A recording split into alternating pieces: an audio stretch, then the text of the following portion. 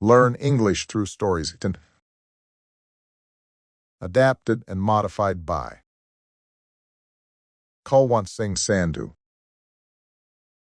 Contents 1. The Lament. 2. Grammar page, adjectives. 1. The Lament. By Anton Chekhov. It is twilight. A thick, wet snow is slowly twirling around the newly lit street lamps and lying in soft, thin layers on roofs, on horses' backs, and on people's shoulders and hats. The cab driver, Ayana Potapov, is quite white and looks like a ghost. He is bent double as far as a human body can bend double. He is seated on his box. He never makes a move. If a whole snowdrift fell on him, it seems as if he would not find it necessary to shake it off. His little horse is also quite white and remains motionless. Its immobility, its angularity, and its straight wooden-looking legs, even close by, give it the appearance of a gingerbread horse worth a kopeck. It is, no doubt, plunged in deep thought. If you were snatched from the plow, from your usual gray surroundings, and were thrown into this slough full of monstrous lights, unceasing noise, and hurrying people, you too would find it difficult not to think. Ayana and his little horse have not moved from their place for a long while. They left their yard before dinner, and up to now, not a fare. The evening mist is descending over the town, the white lights of the lamps are replacing brighter rays, and the hubbub of the street is getting louder. Cabby for Viborg Way suddenly hears Ayana. Cabby! Ayana jumps and through his snow-covered eyelashes sees an officer in a greatcoat with his hood over his head. Viborg Way, the officer repeats. Are you asleep, eh? Viborg Way. With a nod of assent, Ayana picks up the reins, in consequence of which layers of snow slip off the horse's back and neck. The officer seats himself in the sleigh. The cab driver smacks his lips to encourage his horse, stretches out his neck like a swan, sits up, and more from habit than necessity, brandishes his whip. The little horse also stretches its neck, bends its wooden-looking legs, and makes a move undecidedly. What are you doing, werewolf? Is the exclamation Ayana hears from the dark mass moving to and fro, as soon as they have started. Where the devil are you going? To the right. You do not know how to drive. Keep to the right, calls the officer angrily. A coachman from a private carriage swears at him. A passerby, who has run across the road and rubbed his shoulder against the horse's nose, looks at him furiously as he sweeps the snow from his sleeve. Ayana shifts about on his seat, as if he were on needles, moves his elbows as if he were trying to keep his equilibrium, and gasps about like someone suffocating, who does not understand why and wherefore he is there. What scoundrels they all are, jokes the officer. One would think they had all entered into an agreement to push you or fall under your horse. Ayana looks around at the officer and moves his lips. He evidently wants to say something, but the only sound that issues is a snuffle. What? Asks the officer. Ayana twists his mouth into a smile and with an effort says hoarsely, My son, Barin, died this week. What did he die of? Ayana turns with his whole body towards his passenger and says, And who knows? They say high fever. He was 3 days in the hospital and then died. God's will be done. Turn round. The devil sounds from the darkness. Have you popped off, old doggy, eh? Use your eyes. Go on, says the officer, otherwise we shall not get there by tomorrow. Hurry up a bit. The cab driver again stretches his neck, sits up, and with bad grace brandishes his whip. Several times again he turns to look at his fare, but the latter has closed his eyes and apparently is not disposed to listen. Having deposited the officer in the Viborg, he stops by the tavern, doubles himself up on his seat, and again remains motionless, while the snow once more begins to cover him and his horse. An hour and another. Then, along the footpath, with a squeak of boots and quarreling, come 3 young men, 2 of them tall and lanky, the third one short and humpbacked. Cabby, to the police bridge, a cracked voice calls the humpback. The three of us for 10 kopecks.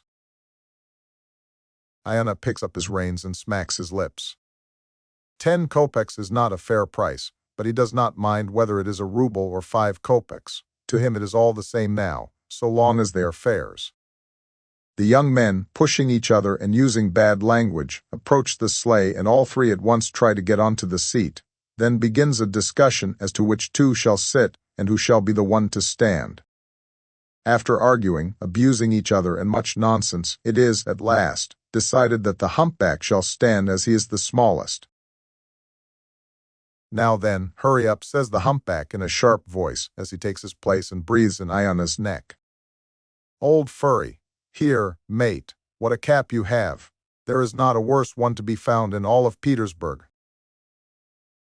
Hee, giggles Iona. Such a. Now you such a, hurry up, are you going the whole way at this pace? Are you, do you want it in the neck? My head feels like bursting, says one of the lanky ones. Last night at the Donkmasovs, Vaska and I drank the whole of 4 bottles of cognac. I don't understand what you lie for, says the other lanky one angrily.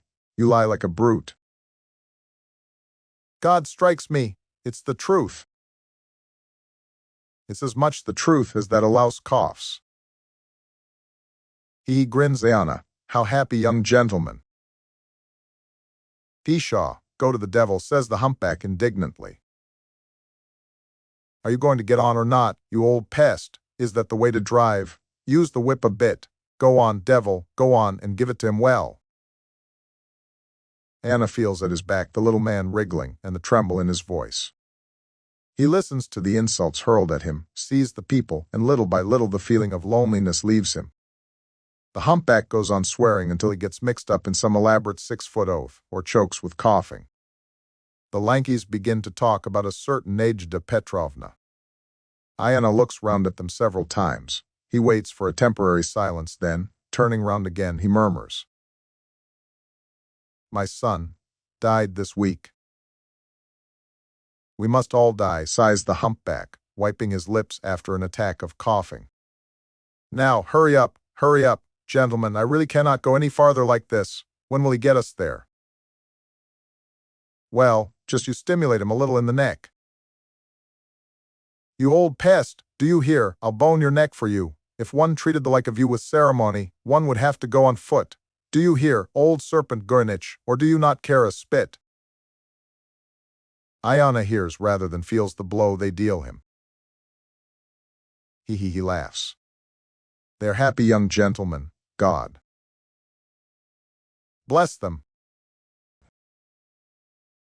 Cabby, are you married? Asks a lanky one. Aye, happy young gentleman. Now I have only a wife and a moist ground. Ho. That is to say, the grave. My son has died, and I am alive. A wonderful thing, death mistook the door. Instead of coming to me, it went to my son. Iona turns round to tell them how his son died, but at this moment, the humpback, giving a little sigh, announces, Thank God, we have at last reached our destination, and Iona watches them disappear through the dark entrance. Once more he is alone, and again surrounded by silence. His grief, which is abated for a short while, returns and rends his heart with greater force. With an anxious and hurried look, he searches among the crowds passing on either side of the street to find whether there may be just one person who will listen to him. But the crowds hurry by without noticing him or his trouble. Yet it is such an immense, without limit, grief. Should his heart break and the grief pour out, it would flow over the whole earth, so it seems, and yet no one sees it. It has managed to conceal itself in such an insignificant shell that no one can see it even by day and with light. Iona sees a hall porter with some sacking and decides to talk to him. Friend, what sort of time is it? He asks. Past 9. What are you standing here for? Move on. Iona moves on a few steps, doubles himself up, and abandons himself to his grief. He sees it as useless to turn to people for help. In less than 5 minutes he straightens himself, holds up his head as if he felt some sharp pain, and gives a tug at the reins. He can bear it no longer. The stables, he thinks, and the little horse, as if it understood, starts off at a trot. About an hour and a half later, Ayana is seated by a large dirty stove. Around the stove, on the floor, on the benches, people are snoring. The air is thick and suffocatingly hot. Ayana looks at the sleepers, scratches himself, and regrets having returned so early. I have not even earned my fodder, he thinks. That's what's my trouble. A man who knows his job, who has had enough to eat and his horse too, can always sleep peacefully. A young cab driver, in one of the corners, half gets up, grunts sleepily, and stretches towards a bucket of water. Do you want a drink? Ayana asks him. Don't I want a drink? That's so. Your good health. But listen, mate, you know my son is dead. Did you hear? This week in the hospital. It's a long story. Ayana looks to see what effect his words have, but sees none. The young man has hidden his face and is fast asleep again. The old man sighs and scratches his head. Just as much as the young one wants to drink, the old man wants to talk. It will soon be a week since his son died, and he has not been able to speak about it properly to anyone. One must tell it slowly and carefully, how his son felt when he suffered, what he said before he died, how he died. One must describe every detail of the funeral and the journey to the hospital to fetch the dead son's clothes.